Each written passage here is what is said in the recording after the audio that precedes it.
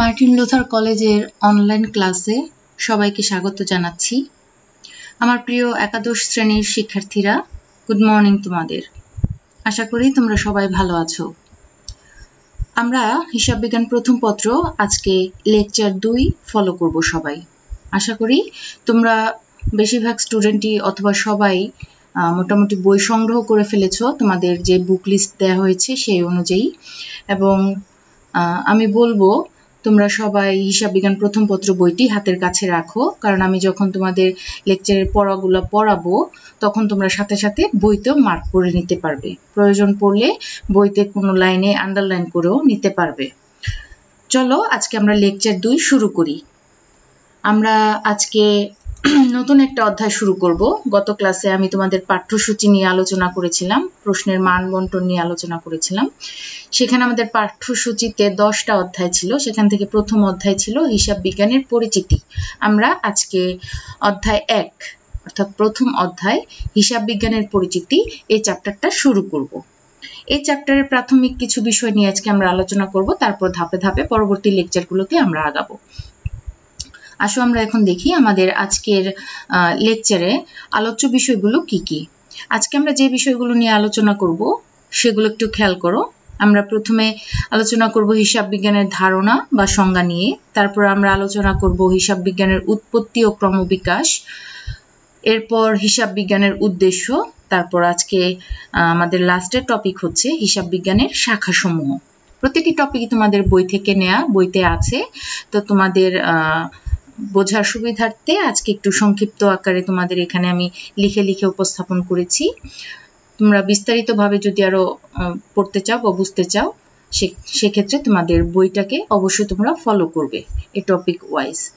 চলো আমরা আমাদের প্রথম টপিক শুরু করি, হিসাব বিজ্ঞানের ধারণা বা সংজ্ঞা।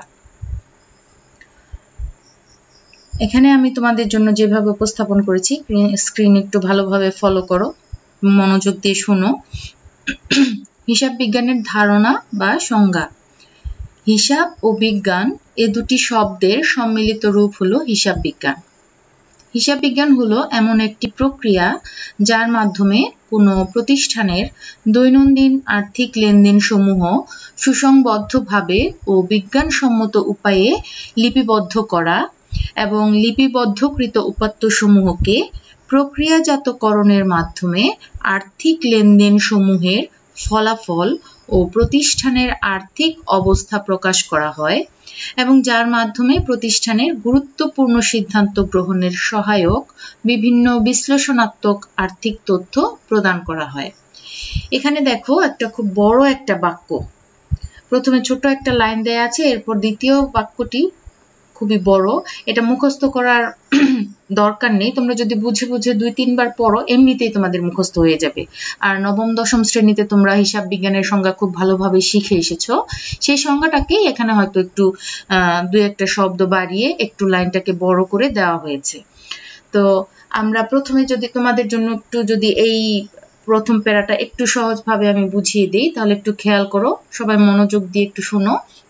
যে এখানে লেখা আছে হিসাব আর বিজ্ঞান এই দুইটা শব্দে সম্মিলিত রূপ নিয়ে হিসাব বিজ্ঞান শব্দটি সৃষ্টি হয়েছে। তার মানে হিসাব বিজ্ঞান শব্দটি দুইটা শব্দের রূপ, একত্রের মিলন, হিসাব এবং বিজ্ঞান। আর হিসাব বিজ্ঞান একটা প্রক্রিয়া। কেমন প্রক্রিয়া? যে প্রক্রিয়ায় একটা ব্যবসায় প্রতিষ্ঠানে আমাদের দৈনন্দিন যে সমস্ত আর্থিক লেনদেন সম্পাদিত হয় সেই লেনদেনগুলোকে প্রথমে সুসংবদ্ধভাবে বিজ্ঞানসম্মত উপায়ে লিপিবদ্ধ করা হয়। এমন একটা প্রক্রিয়া যেখানে কোনো ব্যবসা প্রতিষ্ঠানের দৈনন্দিন আর্থিক লেনদেনগুলোকে সুসংবদ্ধভাবে ও বিজ্ঞানসম্মত উপায়ে লিপিবদ্ধ করা হয়। প্রথম কাজ হচ্ছে লিপিবদ্ধ করা, তারপর সেই লিপিবদ্ধকৃত উপাত্তগুলোকে প্রক্রিয়াজাতকরণ করা হয়। ঠিক আছে, শ্রেণীবদ্ধকরণ করা হয়, সংক্ষিপ্তকরণ করা হয়, এগুলো হচ্ছে প্রক্রিয়াজাতকরণের কাজ। মানে এই প্রক্রিয়াজাতকরণ করে সেই প্রক্রিয়াজাতকৃত লেনদেনগুলোর সাহায্যে আর্থিক ফলাফল নির্ণয় করা হয় উক্ত প্রতিষ্ঠানের এবং সেই সাথে একটা আর্থিক অবস্থাও প্রকাশ করা হয়। ঠিক আছে, তাহলে আমাদের হিসাব বিজ্ঞান কি কি কাজ করে? হিসাব বিজ্ঞান হচ্ছে এমন একটা প্রক্রিয়া যে প্রক্রিয়ার মাধ্যমে কোনো ব্যবসা প্রতিষ্ঠানে দৈনন্দিন যে সমস্ত আর্থিক লেনদেন সম্পাদিত হয় সেগুলো প্রথমে বিজ্ঞানসম্মতভাবে সুশৃঙ্খলভাবে লিপিবদ্ধ করা হয়। তারপর লিপিবদ্ধকৃত লেনদেনগুলোকে প্রক্রিয়াজাতকরণ করা হয় এবং পরবর্তীতে এই প্রক্রিয়াজাতকৃত লেনদেনগুলো দিয়ে প্রতিষ্ঠানের আর্থিক ফলাফল ও আর্থিক অবস্থা প্রকাশ করা হয়।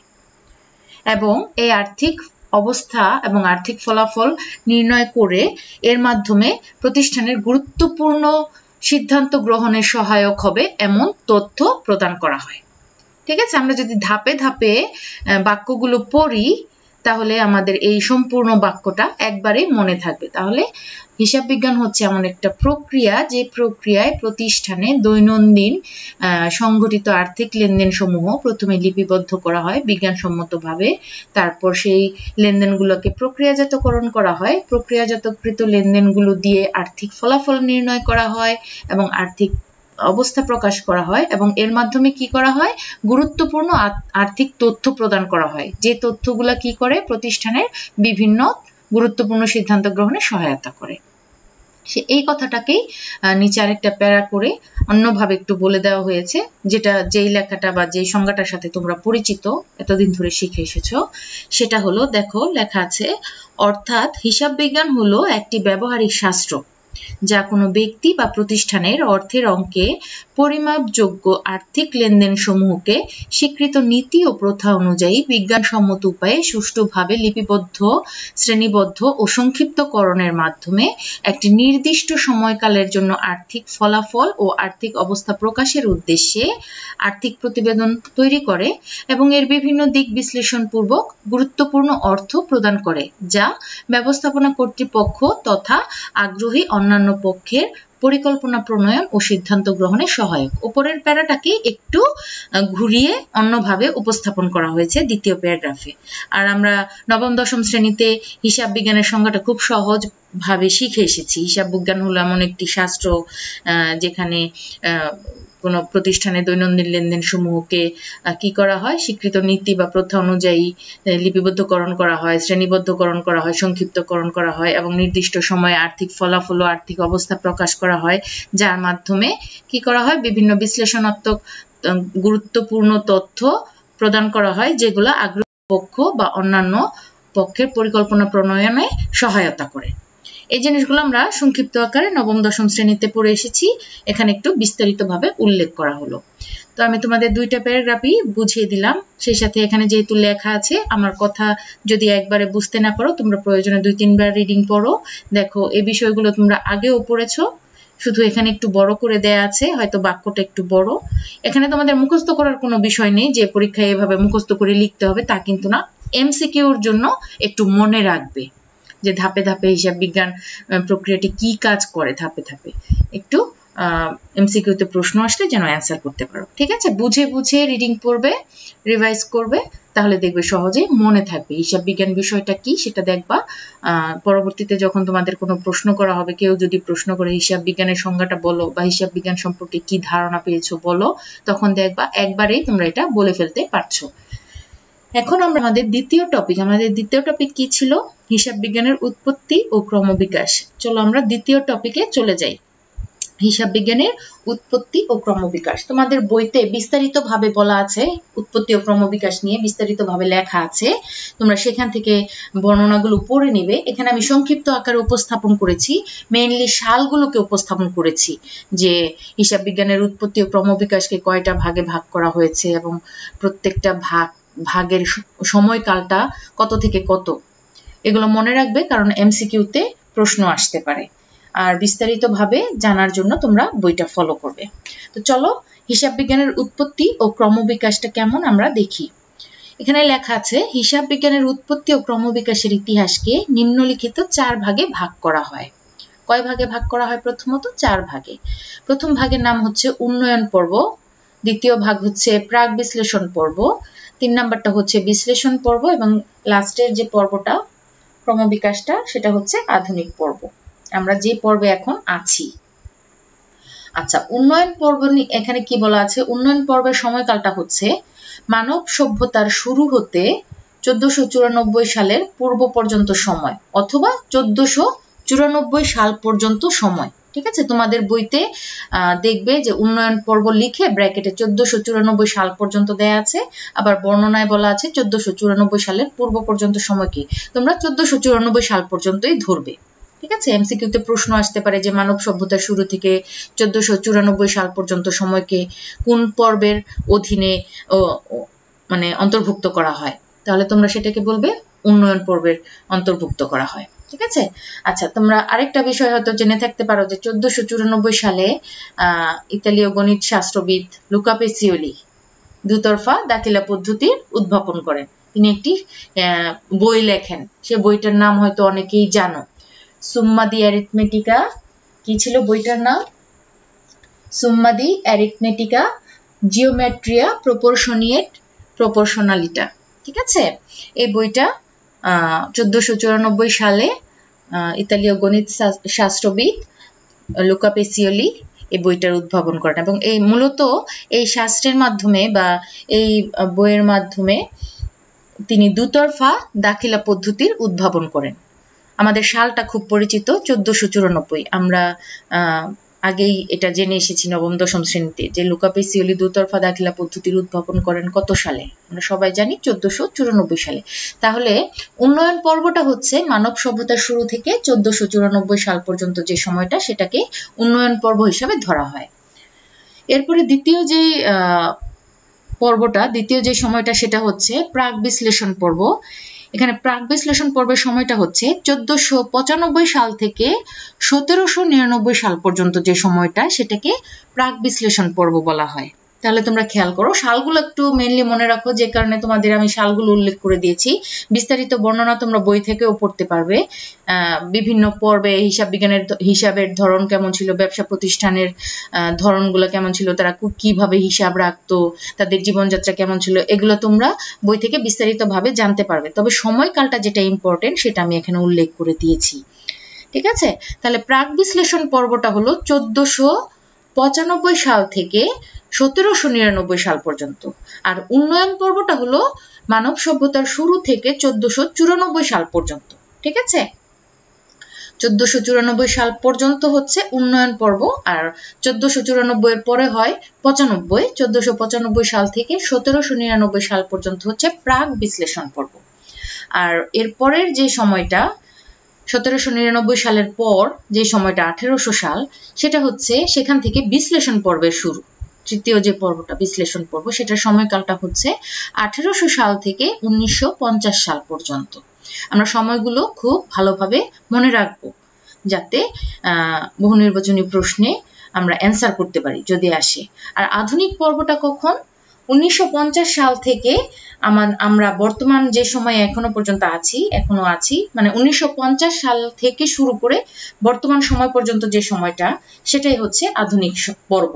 মানে আমরা এখন আধুনিক পর্বে আছি। এখানে লেখা আছে 1950 সাল থেকে চলমান, অর্থাৎ 1950 সাল থেকে তার পরবর্তী যে সময়টা এখনো চলছে, সেটা হচ্ছে আধুনিক পর্বের অধীনে। তাহলে হিসাব বিজ্ঞানের উৎপত্তি ও ক্রমবিকাশ কয়টা ভাগে বিভক্ত? 4টা ভাগে। প্রথমটা হচ্ছে উন্নয়ন পর্ব, দ্বিতীয়টা হচ্ছে প্রাক বিশ্লেষণ পর্ব, তৃতীয়টা হচ্ছে বিশ্লেষণ পর্ব, এবং লাস্টেরটা হচ্ছে আধুনিক পর্ব। এখানে দেখো 1 নাম্বার যে উন্নয়ন পর্ব আছে, এই উন্নয়ন পর্বকেও কিন্তু আরো 4টা ভাগে ভাগ করা হয়। তোমরা যদি বই ফলো করো সেখানে দেখতে পাবে যে উন্নয়ন পর্বকে যে 4টা ভাগে ভাগ করা হয়, প্রথমে হচ্ছে প্রস্তর যুগ, তারপর হচ্ছে প্রাচীন যুগ, তারপর হচ্ছে বিনিময় যুগ, তারপর মুদ্রা যুগ। তাহলে এই যে 4টা ভাগে ভাগ করা হয়েছে, এখানে প্রস্তর যুগ, প্রাচীন যুগ, বিনিময় যুগ, মুদ্রা যুগ, এই যুগগুলা কোন পর্বের অধীনে? উন্নয়ন পর্বের অধীনে। এই প্রত্যেকটা পর্ব তোমরা যখন বই থেকে পড়বে সেখানে দেখবে যে প্রস্তর যুগে মানুষ কিভাবে জীবনযাপন করতো, তারা কিভাবে তখন হিসাব নিকাশের চিন্তাধারা তাদের মধ্যে এসেছিল, তারা কিভাবে হিসাব রাখতো। শুরুতেই তো মানুষ একদম লিখে লিখে হিসাব রাখতো না, তারা তখন লেখাপড়া জানতো না, তখন তারা কিভাবে হিসাব রাখতো। তারপর প্রস্তর যুগের পরে প্রাচীন যুগে মানুষ তাদের জীবনযাত্রার কি পরিবর্তন এনেছে, হিসাব নিকাশে তাদের কি ধরনের পরিবর্তন এসেছে। তারপর বিনিময় যুগে কিভাবে তারা হিসাব রাখতো, কেমন করে তাদের জীবনযাত্রা, তারা দৈনন্দিন জীবনযাপন কেমন করে করতো। তারপর মুদ্রা যুগে উন্নয়ন পর্বের যে মুদ্রা যুগ আছে সেখানে এসে মানুষ কিভাবে হিসাব নিকাশের পরিবর্তন এনেছে, তাদের জীবনযাপনে পরিবর্তন এনেছে, এগুলো তোমরা ভালোভাবে বই থেকে ফলো করবে। ঠিক আছে, তাহলে হিসাব বিজ্ঞানের উৎপত্তি ও ক্রমবিকাশ আমরা 4টা ভাগ শিখে ফেললাম। 4টা ভাগের নামও আমরা ধারাবাহিকভাবে মনে রাখবো এবং প্রত্যেকটা পর্বের সময়কালটা খুব ভালোভাবে মনে রাখবো। ঠিক আছে, তাহলে আজকের আলোচনার প্রথম 2টা টপিক আমরা ভালোভাবে পড়লাম। আমাদের হিসাব বিজ্ঞানের ধারণা বা সংজ্ঞা, যেটা আমরা প্রথমে পড়েছি, আর এখন পড়লাম হিসাব বিজ্ঞানের উৎপত্তি বা ক্রমবিকাশ। এরপরে আমাদের 3 নম্বর টপিক ছিল হিসাব বিজ্ঞানের উদ্দেশ্য। এখানে দেখো আমি শুধু হিসাব বিজ্ঞানের উদ্দেশ্যের নামগুলা লিখেছি, হিন্টসগুলা লিখেছি, বিস্তারিত ভাবে বইতে লেখা আছে। তোমরা নামগুলো দেখলেই বুঝতে পারবে যে আসলে এর ভিতরের যে উদ্দেশ্যটা, বিস্তারিত যে বর্ণনাটা কি থাকতে পারে বইতে, বা আমিও হয়তো একটু একটু করে বলে দেব তোমাদের নামগুলো পড়ার সাথে সাথে। তবে মেইন যে কাজটা আমাদের করতে হবে, হিসাব বিজ্ঞানের উদ্দেশ্য সমূহকে প্রধানত কয়টা ভাগে ভাগ করা হয় সেটা মনে রাখতে হবে, এবং প্রত্যেকটা ভাগের অধীনে আরো কি কি উদ্দেশ্য আছে সেগুলো আমাদের মনে রাখতে হবে। কারণ এমসিকিউতে যদি প্রশ্ন আসে যে ধরো এখানে বলা আছে হিসাব বিজ্ঞানের উদ্দেশ্য সমূহকে 2 ভাগে ভাগ করা হয়। প্রথমটা হচ্ছে ক নাম্বার মৌলিক উদ্দেশ্য সমূহ, দ্বিতীয়টা হচ্ছে খ নাম্বার সহায়ক উদ্দেশ্য সমূহ। আমাদের মৌলিক উদ্দেশ্য সমূহগুলো কি কি সেগুলো ভালোভাবে মনে রাখতে হবে। কারণ এমসিকিউতে যদি প্রশ্ন আসে কোনো একটা উদ্দেশ্যের নাম দিয়ে, যে যেমন ধরো আর্থিক চিত্র প্রকাশ, মৌলিক উদ্দেশ্যের 3 নাম্বারটা, এটা কোন উদ্দেশ্যের অধীন, এটা কোন ধরনের উদ্দেশ্য, সেখানে 4টা নাম দিয়ে দিল, তখন যেন আমরা অ্যান্সার করতে পারি এটা হিসাব বিজ্ঞানের মৌলিক উদ্দেশ্য। এই জন্য আমি নামগুলোকে হাইলাইট করলাম এখানে মেইনলি, আর বিস্তারিতভাবে তোমরা বই আছে সবার সামনে, আশা করি বই থেকে পড়ে নেবে। রিডিং পড়তে তো সবাই পারো, আর নামগুলো দেখলে ভিতরের বিষয়গুলো মনে থাকবে। চলো আমরা হিসাব বিজ্ঞানের উদ্দেশ্য আবার একটু শুরু করি। হিসাব বিজ্ঞানের উদ্দেশ্য সমূহকে 2 ভাগে ভাগ করা হয়। ক মৌলিক উদ্দেশ্য সমূহ, খ সহায়ক উদ্দেশ্য সমূহ। তাহলে হিসাব বিজ্ঞানের উদ্দেশ্য মূলত কয় ভাগে বিভক্ত? 2 ভাগে।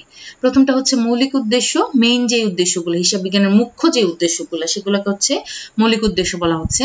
এছাড়া আরো কিছু উদ্দেশ্য আছে যেগুলোকে সহায়ক উদ্দেশ্য হিসেবে নির্দেশ করা হচ্ছে এখানে। চলো আমরা দেখি মৌলিক উদ্দেশ্য সমূহ কি কি। 1 নম্বর হচ্ছে স্থায়ী হিসাব সংরক্ষণ। হিসাব বিজ্ঞানের যে মৌলিক উদ্দেশ্য আছে তার মধ্যে প্রথম উদ্দেশ্যটা হচ্ছে স্থায়ীভাবে হিসাব সংরক্ষণ। অর্থাৎ একটা ব্যবসা প্রতিষ্ঠানে আমরা জানি প্রতিদিন অনেক আর্থিক লেনদেন সম্পাদিত হয়, এত আর্থিক লেনদেন, অসংখ্য আর্থিক লেনদেন সম্পাদিত হয় যেগুলো একজন হিসাব রক্ষকের পক্ষে দীর্ঘদিন মনে রাখা সম্ভব হয় না। সেক্ষেত্রে হিসাব রক্ষণ কি কাজ করে? সেই আর্থিক লেনদেনগুলোকে লিপিবদ্ধকরণ করে, তারিখ ও প্রকৃতি অনুযায়ী বিজ্ঞানসম্মতভাবে লিপিবদ্ধ করে, শ্রেণী বিভক্ত করে, তারপর সংক্ষিপ্তকরণ করে, এগুলো করে স্থায়ীভাবে হিসাবের বইতে সংরক্ষণ করে। আর এই স্থায়ীভাবে হিসাব সংরক্ষণের উদ্দেশ্যে একজন হিসাব রক্ষক প্রথমে ক্রয় জাবেদা, বিক্রয় জাবেদা, নগদ প্রাপ্তি জাবেদা, নগদ প্রদান জাবেদা, ক্রয় ফেরত জাবেদা, বিক্রয় ফেরত জাবেদা, তারপর সাধারণ জাবেদা ইত্যাদি প্রতিটি বই ফলো করে, যাতে ব্যবসা প্রতিষ্ঠানে যে আর্থিক লেনদেনগুলো সম্পাদিত হচ্ছে সেগুলো যেন স্থায়ীভাবে সংরক্ষণ করা যায়। তাহলে স্থায়ীভাবে হিসাব সংরক্ষণ করা হচ্ছে হিসাব বিজ্ঞানের প্রথম মৌলিক উদ্দেশ্য। এরপর দ্বিতীয় উদ্দেশ্য কি? মৌলিক উদ্দেশ্য হচ্ছে আর্থিক ফলাফল নির্ণয় করা। আমরা জানি একটা ব্যবসা প্রতিষ্ঠানের একটা নির্দিষ্ট সময়কালে, নির্দিষ্ট সময় শেষে যে কোনো আগ্রহী পক্ষ বা ব্যবসা প্রতিষ্ঠানের সাথে জড়িত কোনো পক্ষ, লেনদেনের সাথে জড়িত কোনো পক্ষ ওই প্রতিষ্ঠানের ফলাফল জানতে চায়। ঠিক আছে, আর্থিক ফলাফলটা কেমন সেটা জানতে চায়। তো আমরা যে স্থায়ীভাবে হিসাব সংরক্ষণ করলাম সেটার সহায়তায় আমরা সেই ব্যবসা প্রতিষ্ঠানের আর্থিক ফলাফলটা একটা নির্দিষ্ট সময় শেষে নির্ণয় করি। ঠিক আছে, তা এই আর্থিক ফলাফল নির্ণয় করাটাও কিন্তু হিসাব বিজ্ঞানের অন্যতম একটা মৌলিক উদ্দেশ্য। তাহলে এখানে আর্থিক ফলাফল নির্ণয়ের পর আমাদের তৃতীয় উদ্দেশ্যটা হচ্ছে আর্থিক চিত্র প্রকাশ। আর্থিক চিত্র প্রকাশ এখানে মানে এই উদ্দেশ্যটা কেমন? এখানে বইতে বলা আছে যে হিসাবকালের শেষে একটি নির্দিষ্ট তারিখে প্রতিষ্ঠানের প্রকৃত আর্থিক অবস্থা কেমন সেটা প্রকাশের উদ্দেশ্যে সমস্ত সম্পদ ও দায়সমূহ নিয়ে একটি বিবরণী তৈরি করা হয়। ঠিক আছে, তাহলে আর্থিক চিত্র প্রকাশের জন্য কি করা হয়? একটা প্রতিষ্ঠানে ব্যবসা প্রতিষ্ঠানের নির্দিষ্ট হিসাবকাল শেষে সমস্ত সম্পদ ও দায়সমূহ নিয়ে একটা বিবরণী তৈরি করা হয়। একে আর্থিক অবস্থার বিবরণী বলা হয়। আর এর মাধ্যমে ওই নির্দিষ্ট সময় শেষে এই আর্থিক অবস্থার বিবরণীর মাধ্যমে আর্থিক চিত্র প্রকাশিত হয় ওই প্রতিষ্ঠানের। তাহলে আর্থিক চিত্র প্রকাশ বা আর্থিক অবস্থা প্রকাশ করাও কিন্তু হিসাব বিজ্ঞানের অন্যতম একটা মৌলিক উদ্দেশ্য। আমরা আরো বিস্তারিতভাবে যদি জানতে চাই তাহলে বইটা ফলো করব। চতুর্থ উদ্দেশ্যটা হলো পরিকল্পনা প্রণয়ন, নীতি নির্ধারণ ও সিদ্ধান্ত গ্রহণে ব্যবস্থাপনা কর্তৃপক্ষকে সহায়তা প্রদান। তাহলে হিসাব বিজ্ঞানের আরেকটা মৌলিক উদ্দেশ্য হচ্ছে ব্যবস্থাপনা হিসাব বিজ্ঞান হিসাব তথ্য সমূহকে প্রক্রিয়াজাতকরণের মাধ্যমে ব্যবস্থাপকদের চাহিদা মোতাবেক এমনভাবে হিসাব তথ্য উপস্থাপন করে যা তাদেরকে পরিকল্পনা প্রণয়ন, নীতি নির্ধারণ ও সিদ্ধান্ত গ্রহণে যথেষ্ট সহায়তা প্রদান করে। তাহলে এই ধরনের কাজে সহায়তা প্রদান করাও কিন্তু হিসাব বিজ্ঞানের একটি মৌলিক উদ্দেশ্য। এরপরে আমাদের লাস্টের মৌলিক উদ্দেশ্যটা হচ্ছে মূল্যবোধ সৃষ্টি করা। হিসাব বিজ্ঞানের আরেকটা অন্যতম উদ্দেশ্য হচ্ছে সঠিকভাবে হিসাব রক্ষণের মাধ্যমে এবং হিসাব বিজ্ঞানের অভ্যন্তরীণ ও বাহ্যিক নিরীক্ষা কার্যক্রমের মাধ্যমে দুর্নীতি রোধ করা, চুরি, জালিয়াতি, ভুল ত্রুটি উদ্ঘাটন করা ইত্যাদি হচ্ছে হিসাব বিজ্ঞানের উদ্দেশ্য। ঠিক আছে? কিভাবে সেটা আভ্যন্তরীণ ও বাহ্যিক নিরীক্ষা কার্যক্রমের মাধ্যমে এই সমস্ত দুর্নীতি, জুয়া, চুরি উদ্ঘাটন করা হিসাব বিজ্ঞানের অন্যতম একটা উদ্দেশ্য। এবং এগুলা উদ্ঘাটন করলে কি হয়? ব্যবসা প্রতিষ্ঠানের অপচয় রোধ হয়, মিতব্যয়িতার মূল্যবোধ সৃষ্টি হয়। সুতরাং এই মূল্যবোধ সৃষ্টিটাও কিন্তু হিসাব বিজ্ঞানের একটা মৌলিক উদ্দেশ্য। তাহলে মৌলিক উদ্দেশ্য এখানে কয়টা আলোচনা করা হলো? 5টা। একটা হচ্ছে স্থায়ী হিসাব সংরক্ষণ, আর্থিক ফলাফল নির্ণয়, আর্থিক চিত্র প্রকাশ, পরিকল্পনা প্রণয়ন, নীতি নির্ধারণ ও সিদ্ধান্ত গ্রহণে ব্যবস্থাপনা কর্তৃপক্ষকে সহায়তা প্রদান, এবং লাস্টের মৌলিক উদ্দেশ্যটা হচ্ছে মূল্যবোধ সৃষ্টি। চলো এখন আমরা দেখি আমাদের দ্বিতীয় উদ্দেশ্য সমূহ, অর্থাৎ প্রথম দুইটা যে ভাগ ছিল মৌলিক উদ্দেশ্য সমূহ এবং পরবর্তী ভাগের নাম ছিল আমাদের সহায়ক উদ্দেশ্য সমূহ। এখন চলো আমরা দেখি আমাদের সহায়ক উদ্দেশ্যগুলো কি কি। সহায়ক উদ্দেশ্য সমূহ হলো: 1. দৈনন্দিন দেনা পাওনার পরিমাণ জানা ও নিষ্পত্তি। 2. ব্যয় নিয়ন্ত্রণ। 3. কর নির্ধারণে সহায়ক। 4. বিভিন্ন চলতি ও স্থায়ী সম্পদের উপর নিয়ন্ত্রণ। 5. আইনগত চাহিদা পূরণ। 6. সঠিক ও তড়িৎ সিদ্ধান্ত গ্রহণ। তাহলে সহায়ক উদ্দেশ্যগুলো হচ্ছে, প্রথমে যেটা বলা আছে দৈনন্দিন দেনা পাওনার পরিমাণ জানা ও নিষ্পত্তি। এখানে বলা আছে যে সুষ্ঠুভাবে যদি আমরা হিসাব রাখি, একটা প্রতিষ্ঠান যদি সুষ্ঠুভাবে হিসাব রাখে তাহলে সহজেই দৈনন্দিন দেনা পাওনার পরিমাণ জানা যায় এবং তার যথাযথভাবে সেটার নিষ্পত্তিও করা সম্ভব হয়। তাহলে এটা হিসাব বিজ্ঞানের একটা সহায়ক উদ্দেশ্য। দ্বিতীয়টা বলা আছে ব্যয় নিয়ন্ত্রণ। আমরা যদি যথাযথভাবে হিসাব রাখি, হিসাব বিজ্ঞানের অন্যতম উদ্দেশ্য হচ্ছে কোন একটা প্রতিষ্ঠানের নির্দিষ্ট সময়ের ব্যয় নিয়ন্ত্রণ করা। যদি যথাযথ পদ্ধতিতে হিসাব রাখা হয় কোন একটা প্রতিষ্ঠানে, তাহলে সেই ক্ষেত্রে প্রতি বছর ব্যয়ের পরিমাণটা জানা যায় নির্দিষ্ট হিসাবকাল শেষে, এবং সেটার উপর ভিত্তি করে পরবর্তী বছরে ব্যয়ের পরিমাণটা নিয়ন্ত্রণ করা যায়। যে কোনো একটা বছর আমরা যদি দেখলাম যে আমাদের বিগত বছরের শেষ দিনে আমাদের ব্যয়ের পরিমাণটা এত আসলো, তো পরবর্তী বছরে গিয়ে আমরা ব্যয়টা নিয়ন্ত্রণ করার চেষ্টা করব যে কিসের ভিত্তিতে আমাদের ব্যয়ের পরিমাণটা এত ছিল আর কি কি কাজ করলে কি কি উপায়ে আমাদের ব্যয়ের পরিমাণটা আরেকটু কমানো যায়। তাহলে আমরা যথাযথভাবে যদি হিসাব রাখি যথাযথ ব্যবস্থায়, তাহলে সারা বছরের বিভিন্ন সময়ের ব্যয়ের পরিমাণ আমরা জানতে পারবো এবং পূর্ববর্তী বছরের খরচের সাথে তুলনা করে আমরা বর্তমান বছরের ব্যয়টাকে বিশ্লেষণাত্মকভাবে নিয়ন্ত্রণও করতে পারবো। এরপর আছে কর নির্ধারণের সহায়ক। হিসাব বিজ্ঞানের আরেকটা সহায়ক উদ্দেশ্য হচ্ছে যে কর নির্ধারণে সহায়তা করা। সরকারের আয়ের অন্যতম একটা মূল উদ্দেশ্য হলো কর, যা বিভিন্ন ব্যক্তি বা প্রতিষ্ঠানের নিকট হতে আইনের আওতায় আদায় করা হয়ে থাকে। ঠিক আছে? এই কর নির্ধারণে সহায়তা করার জন্য হিসাব বিজ্ঞান যথাযথ সহায়তা প্রদান করে থাকে। কর নির্ধারণ করা যেন সহজ হয়, সঠিক পদ্ধতিতে যেন আমরা করটা নির্ধারণ করতে পারি, সেজন্য বিজ্ঞানসম্মত উপায়ে একটা প্রতিষ্ঠানে যে সমস্ত আর্থিক লেনদেন সম্পাদিত হয় সেগুলোকে হিসাব বিজ্ঞান কি করে? বিজ্ঞানসম্মত উপায়ে লিপিবদ্ধ করে, শ্রেণীবদ্ধ করে, আর্থিক ফলাফল নির্ণয় করে। এই কাজগুলো যথাযথভাবে নির্ণয় করার মাধ্যমে কর নির্ধারণে যথেষ্ট সহায়তা প্রদান করা হয়ে থাকে। তাহলে হিসাব বিজ্ঞানের আরেকটা উদ্দেশ্য হচ্ছে ব্যবসা প্রতিষ্ঠানকে কর নির্ধারণে সহায়তা করা। চতুর্থ সহায়ক উদ্দেশ্যটা হচ্ছে বিভিন্ন চলতি ও স্থায়ী সম্পদের উপর নিয়ন্ত্রণ। আমরা যদি সুষ্ঠু সঠিকভাবে হিসাব সংরক্ষণ করতে পারি তাহলে তার মাধ্যমে যে কোনো সময়ে আমরা প্রতিষ্ঠানের চলতি ও স্থায়ী সম্পদের পরিমাণ এবং বিবরণ সম্পর্কে জানতে পারি। তাহলে সঠিকভাবে আমরা স্থায়ী সম্পদের পরিমাণ ও বিবরণ যদি জানতে পারি, সেই সাথে আমরা তাহলে আমরা কি করতে পারবো? স্থায়ী সম্পদের সর্বোচ্চ ব্যবহার নিশ্চিত করতে পারবো এবং সেগুলোর উপর সঠিক নিয়ন্ত্রণও আমরা প্রতিষ্ঠা করতে পারবো। তাহলে হিসাব বিজ্ঞানের আরেকটা উদ্দেশ্য কি? বিভিন্ন চলতি ও স্থায়ী সম্পদের উপর নিয়ন্ত্রণ করা। আমরা তাহলে হিসাব বিজ্ঞান যথাযথ পদ্ধতিতে হিসাব বিজ্ঞানের মাধ্যমে যথাযথ পদ্ধতিতে হিসাব রাখা হয় বলে আমরা বিভিন্ন চলতি ও স্থায়ী সম্পদের উপর নিয়ন্ত্রণ প্রতিষ্ঠা করতে পারি। তাহলে চলতি ও স্থায়ী সম্পদের উপর নিয়ন্ত্রণ প্রতিষ্ঠা করা হিসাব বিজ্ঞানের আরেকটা সহায়ক উদ্দেশ্য। এরপর হচ্ছে 5 নাম্বার আইনগত চাহিদা পূরণ। আইনগত চাহিদা পূরণ এখানে কি বলা আছে? আধুনিক ব্যবসায় প্রতিষ্ঠান বিভিন্ন আইন দ্বারা প্রতিষ্ঠিত ও পরিচালিত হয়, আর বিভিন্ন আইনের বিধিবিধান অনুযায়ী হিসাব রক্ষণ ও হিসাব তথ্য উপস্থাপন হিসাব বিজ্ঞানের আরেকটা অন্যতম উদ্দেশ্য। তাহলে আমরা কি বুঝলাম?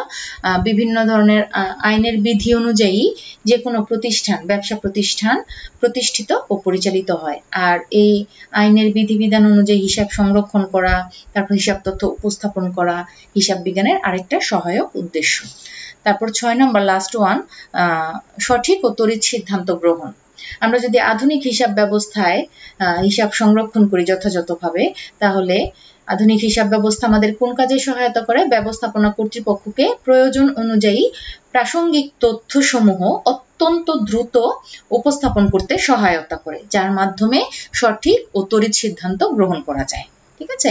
আমরা যে আধুনিক পদ্ধতিতে হিসাব রাখি যথাযথভাবে, তাহলে আমরা সেটার মাধ্যমে আগ্রহী পক্ষসমূহকে সঠিক সিদ্ধান্ত গ্রহণের সহায়ক হবে এমন তথ্য দিতে পারবো এবং সেগুলোর সাহায্যে সেগুলোর সাহায্যে অনেক দ্রুত সিদ্ধান্ত গ্রহণ করা সম্ভব হবে।